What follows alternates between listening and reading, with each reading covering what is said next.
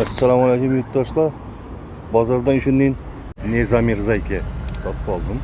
Mashina oynasini yuvadigan jidkis suyuqlik -20 gradus ko'rsatib qo'yibdi yine. Yine jo'ramam oldu hozir bu solyator mashina.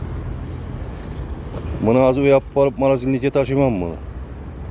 Endi bizning morozinlik -20 berem yo'qmi bilinmanda -18 lekin beradi. Göremiz erten yadon bir sutka saqlab. Do'ngami do'ngmaymi? Do'ngmasa aniqligi. Men shu narsa shu yine. Zapchas bozordan aldım. Bir sutka qo'yaman. Yine az morozinlikka salaman bunu. Göremiz do'ngami do'ngmaymi? Şöyle böyle morozinlikka tashab qo'yaman bunu. Yine. Göremiz do'ngami ekan, do'ngmaymi ekan. Ertangacha.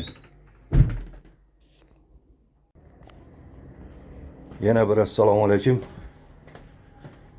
Akşamki morozinlikka dikib qo'ygan stiklochistitelni göremiz. Aradan bir sutka o'tdi.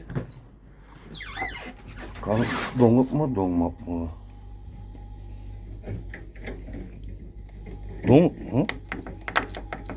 Do'ngibdi voy. Morozinligimda -18 gradus.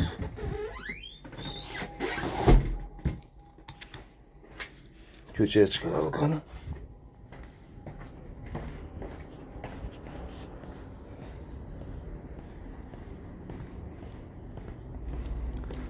Ta ki şöyle koyamızdan tekşirip göremiz bunu hazır. Toşlu bir süt öttü aradan. Morozinlikte 18 gradus edi. Yine gördük Allah'ınız değil. Donuttu bu. Oho. Demek -20 gradusta koyganı noto'g'ri bunu. Bu -20 emas bu. Yine -18'de уже zarangi chiqib qolgandan lekin baribir do'ngan bu. Sepmidi bu. Demek bu где-то -7-8 gradus açı deydi.